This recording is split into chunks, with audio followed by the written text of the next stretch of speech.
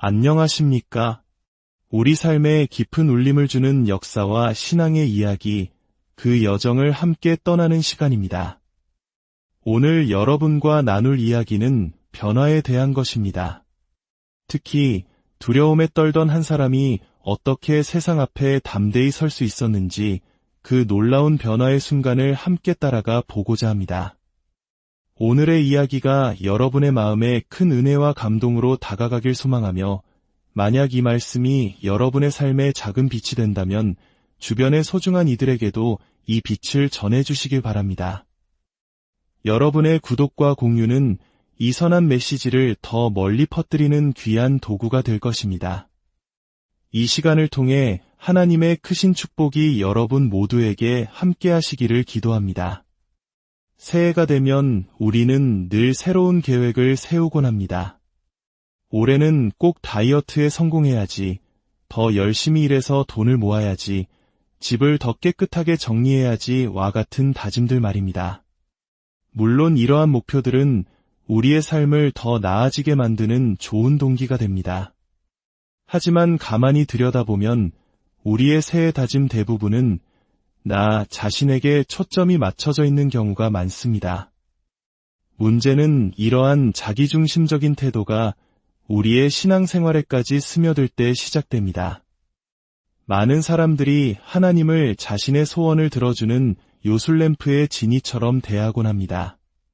하나님, 저를 축복해 주세요. 더 부자가 되게 해주세요. 더 행복하게 해주세요. 라고 기도하며 마치 하나님이 나를 위해 존재하는 것처럼 생각하는 것입니다. 우리는 이러한 신앙을 기복신앙이라고 부릅니다. 내 삶이 내가 원하는 대로 풀리지 않으면 하나님을 원망하고 교회도 가고 성경도 읽었는데 왜 내 삶은 나아지지 않죠? 라며 신앙을 버리기까지 합니다. 하지만 우리가 기억해야 할 것이 있습니다. 하나님이 우리를 위해 존재하는 것이 아니라 우리가 그분을 섬기고 그분께 영광을 돌리기 위해 존재한다는 사실입니다. 예수님께서 제자들을 부르실 때 하신 말씀을 기억하십니까? 누구든지 나를 따라오려거든 자기를 부인하고 자기 십자가를 지고 나를 따를 것이니라. 예수님의 제자가 된다는 것은 나를 내려놓고 그분의 뜻을 따르는 삶을 사는 것을 의미합니다.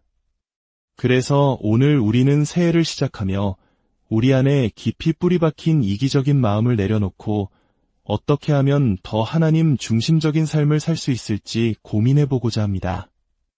그 첫 번째 주제는 바로 담대한 증인의 삶입니다. 조롱과 비난을 받더라도 믿지 않는 세상 속에서 담대하게 예수 그리스도를 증거하는 삶에 대해 이야기 나누려 합니다. 이 이야기를 이해하기 위해 우리는 약 2000년 전 어느 비극적인 금요일 이후의 시간으로 돌아가야 합니다. 예수님께서는 3년 동안 제자들을 가르치고 사랑하며 그들에게 하나님의 나라에 대해 알려주셨습니다. 그리고 때때로 이렇게 말씀하셨죠. 내가 사람들의 죄를 위해 십자가에서 죽어야만 한다. 하지만 사흘째 되는 날 하나님께서 나를 다시 살리실 것이다. 제자들은 그 깊은 뜻을 온전히 이해하지 못했습니다. 그저 자신들이 사랑하고 따르던 스승이 끔찍한 죽음을 맞이한다는 사실에 슬퍼하고 두려워할 뿐이었습니다. 그리고 마침내 그날이 왔습니다. 예수님은 십자가에서 고통스럽게 돌아가셨고 차가운 무덤에 묻히셨습니다. 사흘째 되던 날 저녁, 제자들은 무엇을 하고 있었을까요? 예수님의 말씀처럼 이제 곧 부활하실 거야 라며 담대하게 복음을 전하고 있었을까요? 전혀 그렇지 않았습니다. 요한복음 20장 19절은 당시의 상황을 이렇게 기록합니다. 이날 곧 안식 후 첫날 저녁 때에 제자들이 유대인들을 두려워하여 모인 곳의 문들을 닫았더니 그들은 문을 걸어 잠그고 방 안에 숨어 두려움에 떨고 있었습니다. 자신들의 스승을 죽인 유대 지도자들이 이제는 자신들마저 해칠 것이라는 공포에 사로잡혔기 때문입니다. 이 모습이 어쩌면 오늘날 우리의 모습과 닮아 있지 않습니까? 우리가 세상 속에서 그리스도인으로서 담대하게 복음을 전하지 못하는 이유가 무엇일까요? 내가 가진 신앙 지식이 부족해서 대답을 못하면 어떡하지? 괜히 말했다가 사람들에게 이상한 사람 취급받거나 관계가 어색해지면 어쩌지? 하는 두려움 때문은 아닐까요? 결국 모든 변명의 뿌리에는 두려움이 자리 잡고 있습니다. 저 또한 목사이지만 이러한 두려움에서 자유롭지 못합니다. 신학생 시절 전도 훈련이라는 과목이 있었습니다. 낯선 사람에게 다가가 복음을 전하는 방법을 배우고 기말고사로는 조별로 낯선 집의 문을 두드려 배운 대로 복음을 전하는 것이었습니다. 교수님은 문을 두드리기 전에 항상 성령님의 도우심을 구하며 기도하라고 가르치셨습니다. 저는 매번 간절히 기도했습니다. 하나님, 제발 저 집에 아무도 없게 해주세요. 복음을 전하다가 거절당하거나 망신을 당할까 봐 너무나 두려웠기 때문입니다. 하지만 바로 그 다음 구절에서 이 겁쟁이 제자들의 삶을 180도 바꾸어 놓은 경이로운 사건이 일어납니다. 성경은 이렇게 말합니다. 예수께서 오사 가운데 서서 이르시되 너희에게 평강이 있을지어다. 십자가에서 죽으셨던 예수님께서 굳게 닫힌 문을 뚫고 그들 앞에 나타나신 것입니다. 두려움에 떨던 제자들 앞에 부활하신 예수님께서 살아있는 모습으로 서 계셨습니다. 그 순간 모든 것이 변했습니다. 자기중심적이고 소심하고 두려움 많던 그들은 용감하고 담대한 복음의 증인으로 거듭났습니다. 문을 걸어 잠그고 숨어있던 그들은 이제 문을 박차고 나가 예수를 외치기 시작했습니다. 특히 예수님을 3번이나 부인했던 가장 큰 겁쟁이 베드로는 수많은 군중 앞에서 담대하게 설교했습니다. 회개하여 각각 예수 그리스도의 이름으로 세례를 받고 죄 사함을 받으라. 종교 지도자들이 그들을 체포하고 감옥에 가두고 협박했지만 그들은 복음 전하기를 멈추지 않았습니다.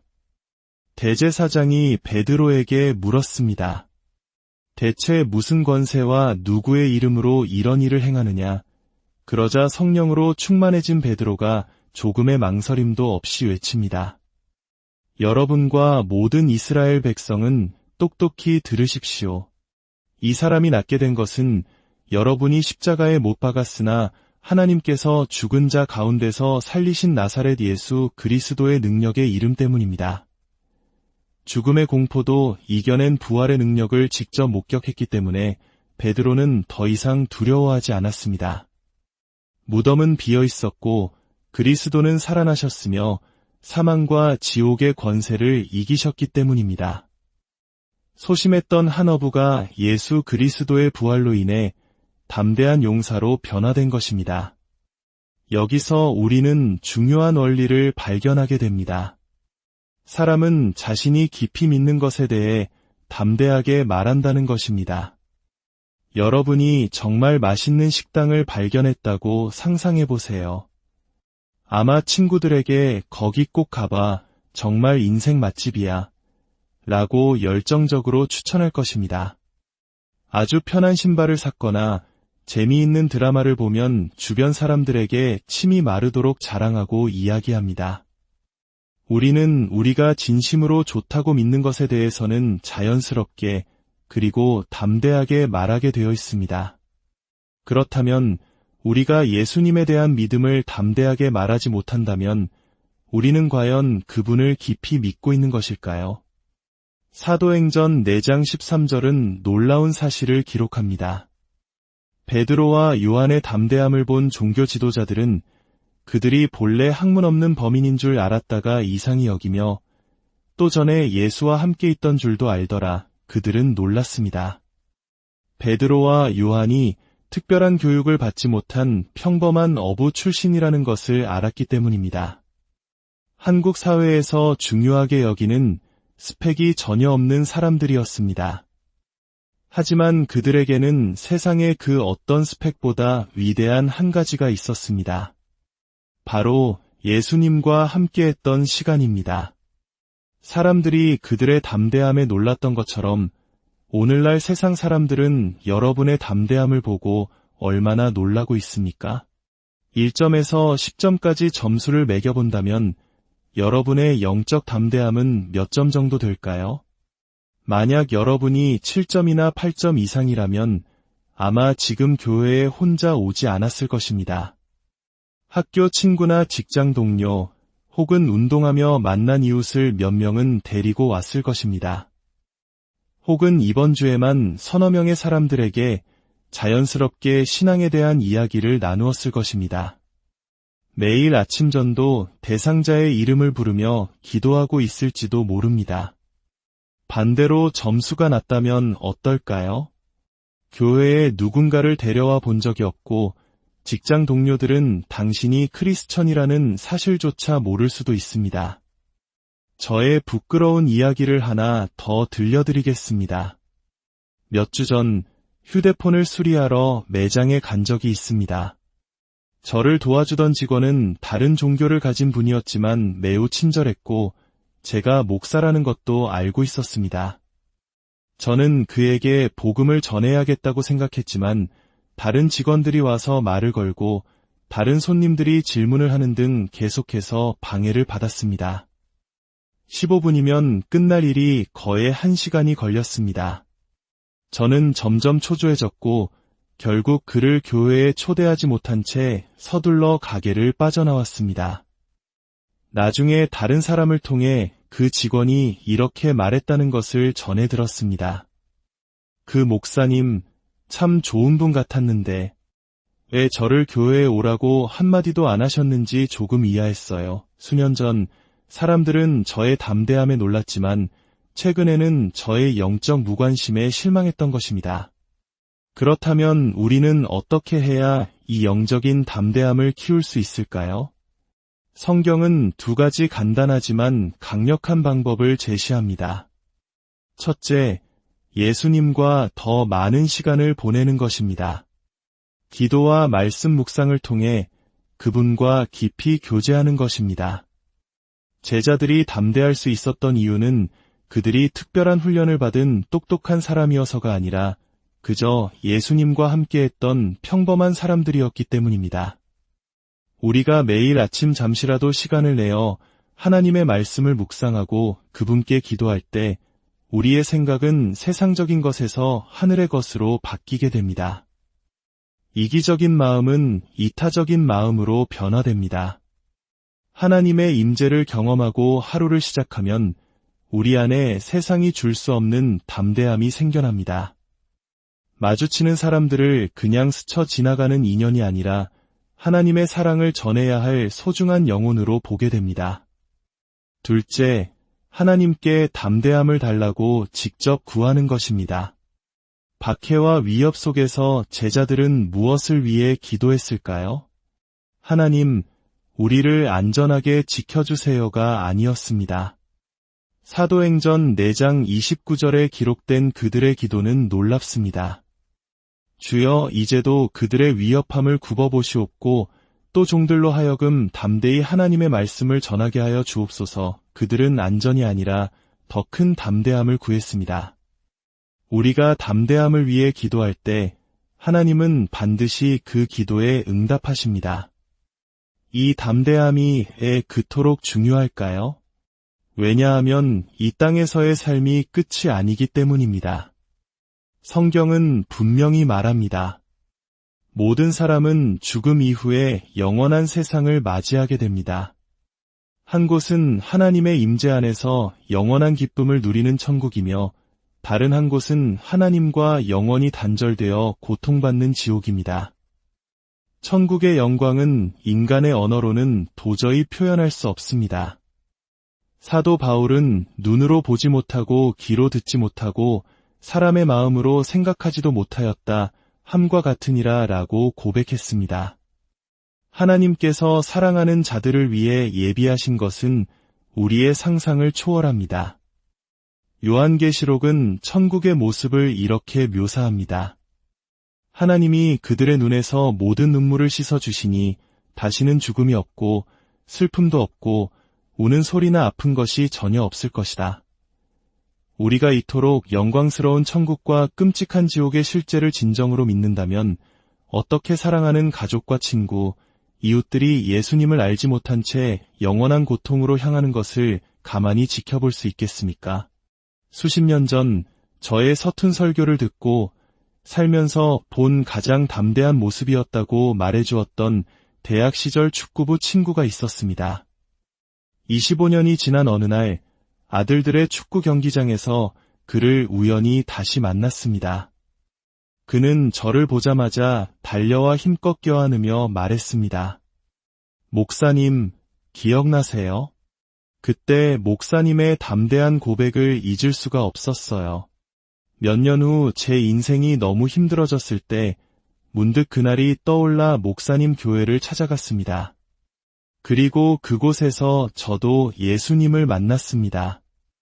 제 아내도 아이들도 모두 구원받았고 저희 가족을 통해 내 가정이 더 교회로 인도되었습니다. 그 말을 듣고 저는 휴대폰 매장에서 복음을 전하지 못했던 제 자신이 너무나 부끄러워졌습니다.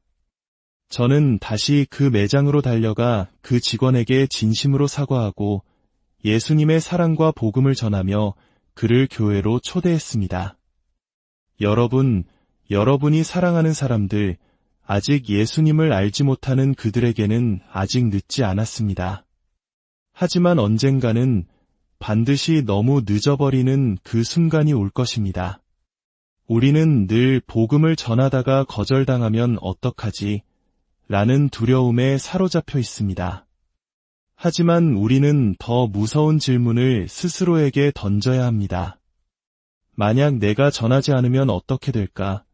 두려움에 떨며 문을 걸어 잠갔던 제자들이 부활하신 예수님을 만난 그 순간 모든 것이 바뀌었던 것처럼 오늘 이 시간이 여러분에게 바로 그 순간이 되기를 바랍니다. 무덤은 비어있고 예수님은 살아계십니다. 이제 두려움을 떨쳐내고 성령의 능력으로 채워져 담대한 증인의 삶을 사십시오. 우리가 깊이 믿는 것에 대해 담대하게 말하십시오. 우리가 믿는 예수님은 만왕의 왕이시여 길이요 진리요 생명이시며 우리를 구원하실 유일한 분이십니다. 하늘에 계신 아버지 하나님, 오늘 이 시간 당신의 자녀들이 이기적인 신앙에서 벗어나 당신의 아들 예수 그리스도를 담대하게 증거하는 자들로 살아가게 하여 주시옵소서. 우리 자신을 부인하고 우리를 위해 생명을 주신 주님만을 따르게 하옵소서. 우리의 하루가 당신으로 시작하게 하시고 우리 안에 담대함을 더하여 주시옵소서. 아직 당신을 알지 못하는 영혼들을 향한 뜨거운 마음을 주시고 이번 한 주간 그들에게 다가가 주님의 사랑과 은혜를 나눌 수 있는 용기를 허락하여 주시옵소서. 우리가 행할 때 일어날 일보다 행하지 않을 때 일어날 더 두려운 결과를 깨닫게 하시고 오직 주 예수 그리스도의 이름을 위해 담대하게 하옵소서. 아직 예수님을 구주로 영접하지 않은 분이 계시다면 지금 이 시간 마음의 문을 여시길 바랍니다. 우리는 모두 죄인이며 우리 스스로의 힘으로는 결코 구원받을 수 없습니다. 그러나 하나님께서 우리를 너무나 사랑하사 그의 아들 예수님을 이 땅에 보내주셨습니다. 예수님은 우리의 모든 죄를 짊어지시고 십자가에서 죽으셨고 사흘 만에 부활하셨습니다. 누구든지 그 이름을 믿고 부르는 자는 죄 사함을 받고 영원한 생명을 얻게 될 것입니다. 지금 저를 따라 기도해 주십시오. 하나님 아버지, 저는 죄인입니다. 오늘 예수님께서 저의 죄를 위해 십자가에서 죽으시고 부활하셨음을 믿습니다. 제 마음의 문을 열고 예수님을 저의 구주로 영접합니다. 저의 모든 죄를 용서해 주시고 성령으로 저를 채우사 주님을 따르는 삶을 살게 하옵소서. 이제 제 삶은 저의 것이 아니라 주님의 것입니다. 저를 사용하여 주님의 사랑을 전하게 하옵소서. 예수님의 이름으로 기도드립니다.